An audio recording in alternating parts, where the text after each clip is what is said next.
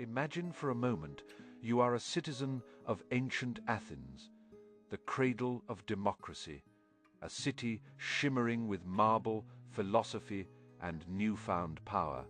You walk through the bustling agora, the central marketplace, where merchants hawk their wares, poets recite their verses, and statesmen debate the future of your world. But today, the air is different. It's thick with tension, a quiet hum of anticipation and fear. Today is the day of the ostracophoria, the day of the ostracism. Today, you and thousands of your fellow citizens will hold the fate of one man in your hands. You will not be judging him for a crime he has committed. There is no trial, no evidence, no defense. You will simply be asked to answer one question: who among us has grown too powerful? Who has become so influential, so prominent, so potentially dangerous to the delicate balance of our democracy that he must be cast out? You are given a shard of broken pottery, an ostracon. On it, you will scratch a name if enough of your peers scratch the same name. That man, a general, a politician, a hero who may have saved your city, will be given 10 days to pack his belongings and walk away into a decade of exile. He will keep his property, his honor will technically remain intact, but his life, his connection to everything he has ever known, will be severed.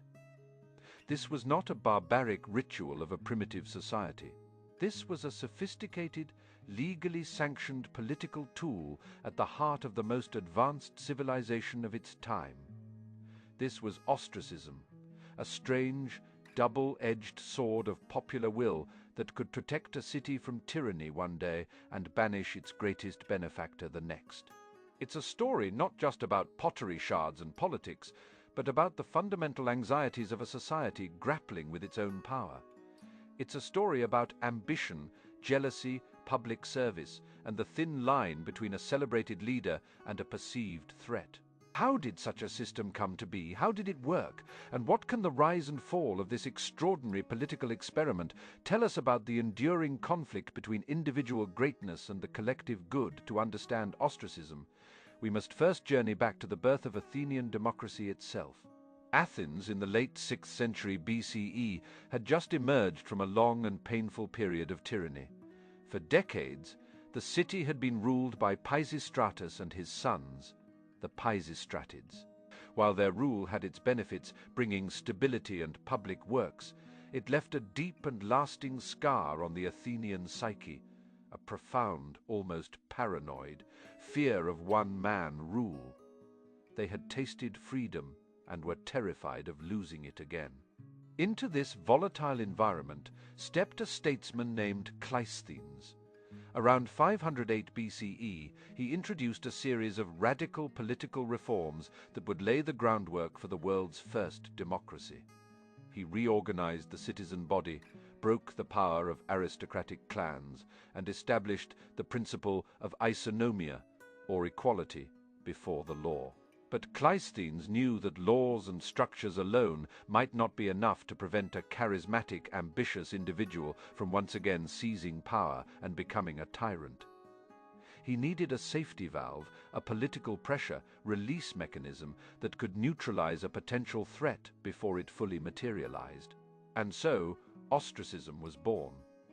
It was a brilliant, if ruthless, solution. It wasn't a criminal proceeding. The exiled man was not a convict. He was simply deemed incompatible with the current political health of the state. The goal wasn't to punish, but to pacify. To remove a figure who had become so dominant that his very presence polarized the city, creating factions and threatening civil strife. The law, as recorded by later historians like Plutarch, stated that once a year, during the 6th Prytany, a period of about 36 days in the Athenian calendar, the citizen assembly, the ecclesia, would vote on a simple question: should an ostracism be held this year?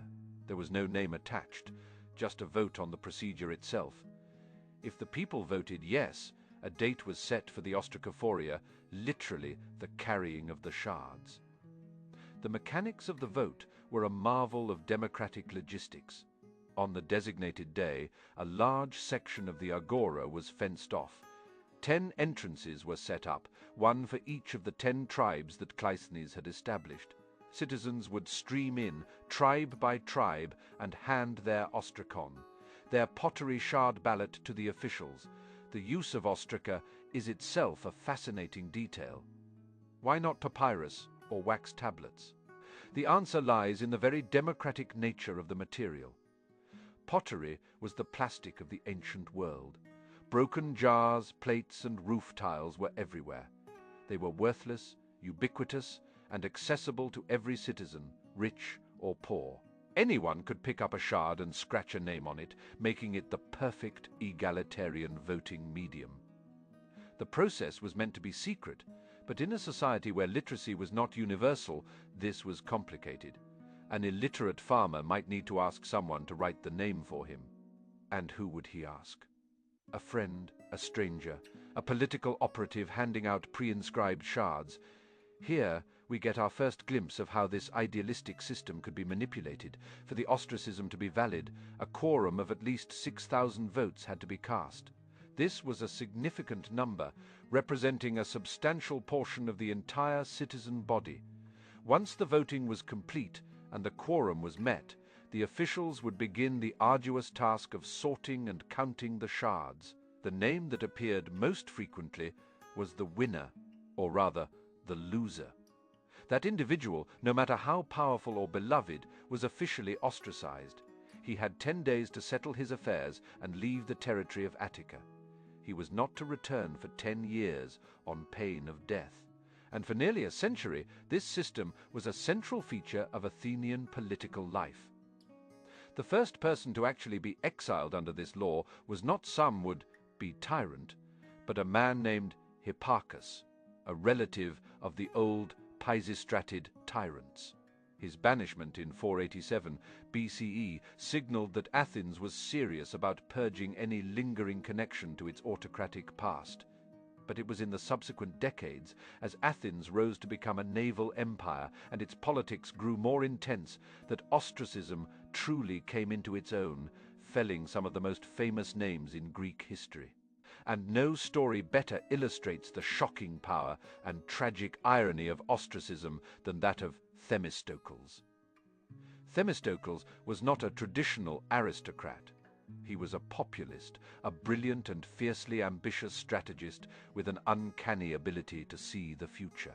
In the years leading up to the great Persian invasion, while others were complacent, Themistocles understood that Athens' destiny lay not on land, but at sea. He persuaded the Athenians to use the windfall from a newly discovered silver mine, not for a public handout, as others proposed, but for the construction of a massive fleet of 200 triremes. It was a deeply unpopular and controversial move, but it saved Greece. When the Persian king Xerxes invaded in 480 BCE, it was Themistocles' strategy and his fleet that secured the decisive victory at the Battle of Salamis. He was the architect of salvation, hailed as a hero not just in Athens, but across the entire Greek world. He was, for a time, the most famous and respected man in Greece. But greatness in a democracy is a dangerous thing. Themistocles was not a humble victor. He was arrogant, flamboyant, and known for openly boasting about his achievements. He built a shrine to Artemis of excellent counsel near his home, a not-so-subtle reminder to everyone of his strategic genius. His political rivals, led by the steadfast and honorable Cimon, began to paint him as a man whose ambition had outgrown the city. They whispered that his influence was becoming too great, that he was starting to act more like a king than a citizen.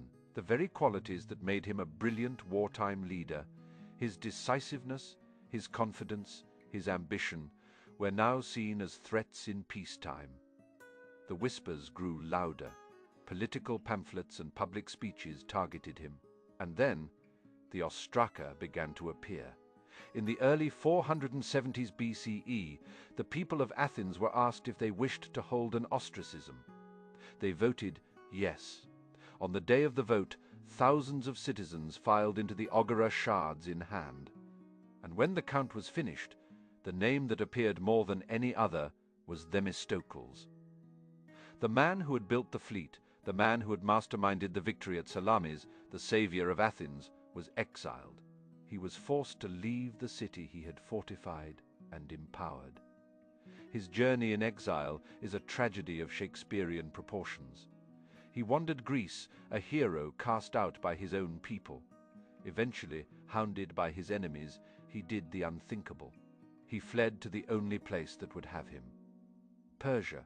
He presented himself to King Artaxerxes, the son of the very man he had defeated at Salamis. The Persian king, recognizing the value of such a brilliant mind, welcomed him with open arms, granting him lands and revenues. Themistocles, the ultimate Athenian patriot, lived out the rest of his days as a wealthy and honored subject of the great king, his mortal enemy. The story of his ostracism is a chilling lesson.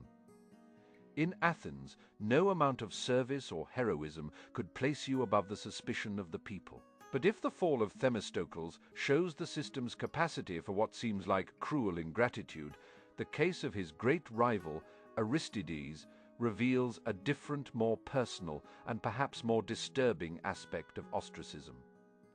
Aristides was everything Themistocles was not. He was known as Aristides the Just.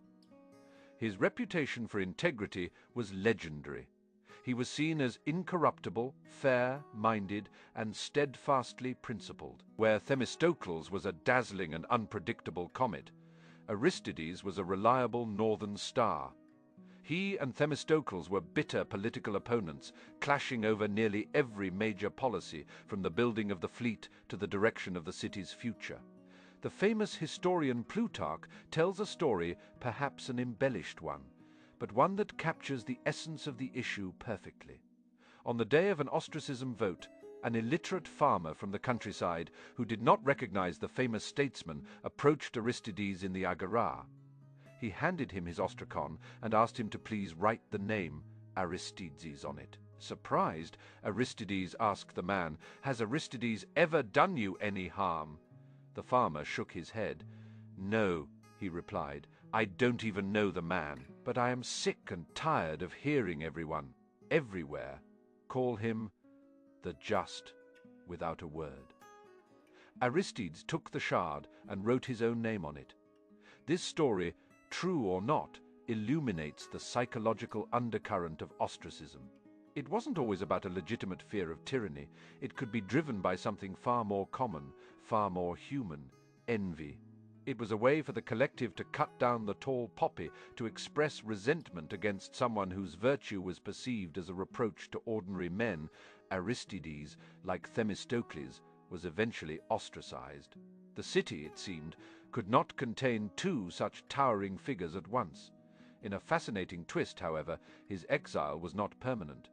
Just a few years later, when the Persian threat re-emerged, the Athenians passed a special decree recalling all exiles. Aristides returned, fought alongside his countrymen, and would go on to play a crucial role in founding the Delian League, the alliance that would become the Athenian Empire.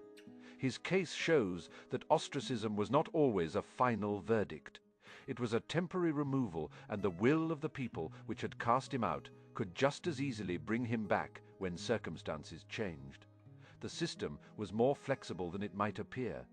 As the 5th century progressed, ostracism became a regular tool in the arsenal of Athenian political warfare.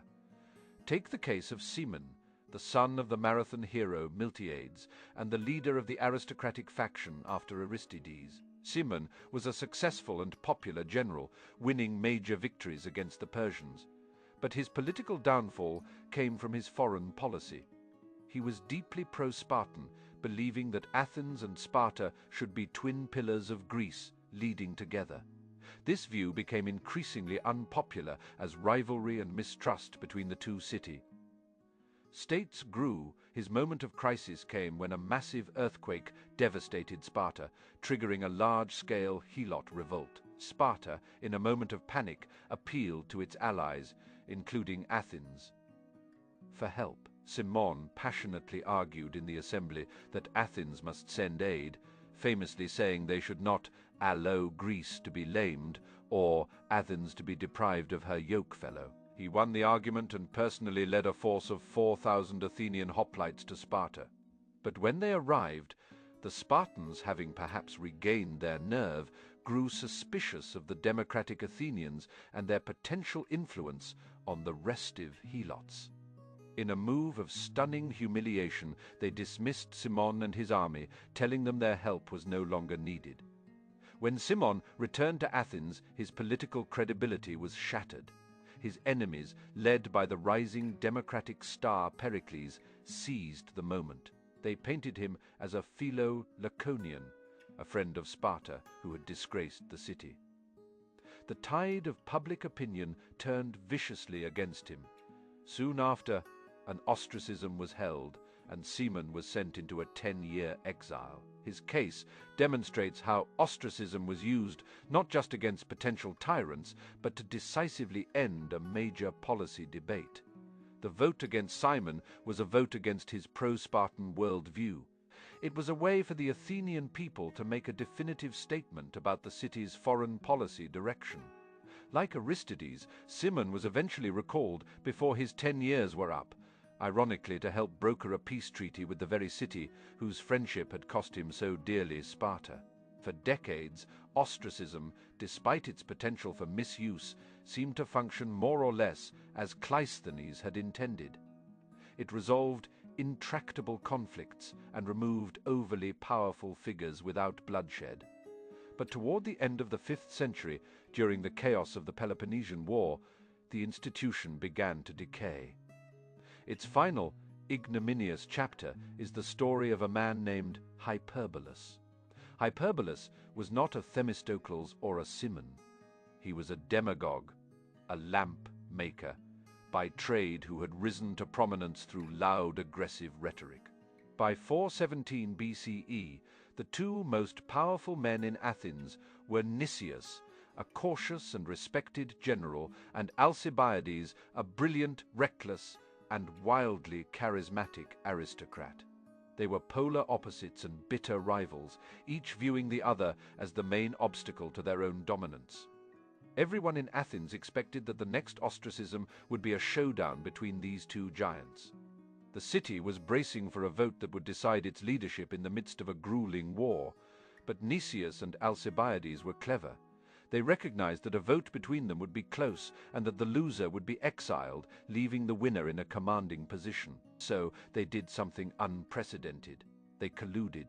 They secretly instructed their vast networks of followers and political clubs to ignore both Nicias and Alcibiades, and to instead write a third name on their ostraca, Hyperbolus. The result was a political farce. The Athenian people, intending to vote on the fate of their most important leaders, ended up exiling a third-rate politician whom neither side truly feared. When the votes were counted and Hyperbolus was named, the city was said to have been overcome not with a sense of relief, but with shame and disgust. The philosopher Plato later wrote that Hyperbolus was ostracized not from any fear of his power or influence, but because he was a rascal and a disgrace to the city. The event turned the noble institution into a joke. It had been degraded from a weapon to protect the state into a tool for cynical political maneuvering. It was the last time ostracism was ever used in Athens. The people, having seen it so thoroughly corrupted, simply lost faith in it. It was never formally abolished.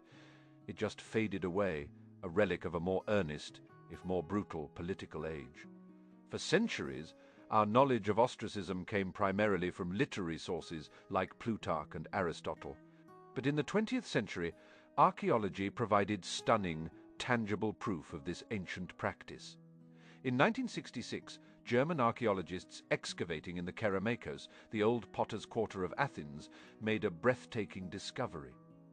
They found a pit filled with thousands upon thousands of ostraca.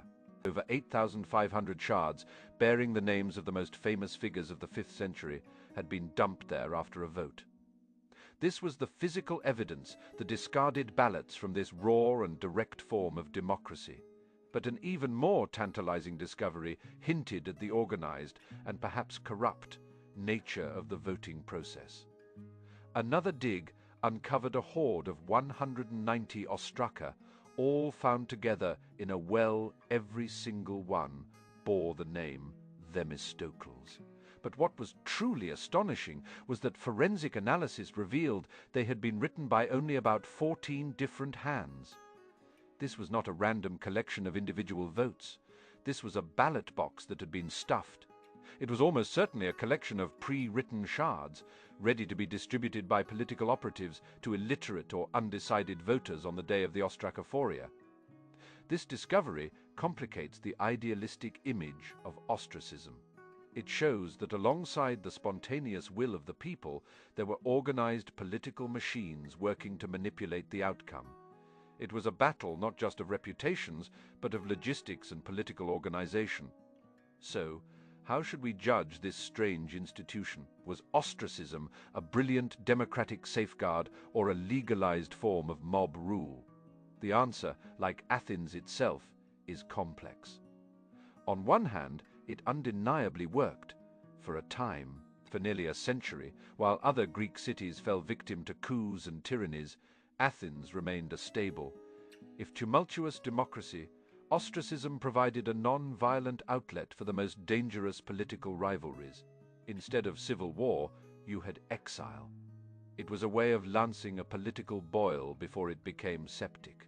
It reinforced the ultimate sovereignty of the people, serving as a constant reminder to every leader that their power was temporary and granted by the citizens, who could take it away at any moment. But the downsides are equally clear and troubling. It was a system based on perception, not fact. It punished potential, not crime. As the case of Aristides suggests, it could be fueled by sheer envy and a resentment of excellence.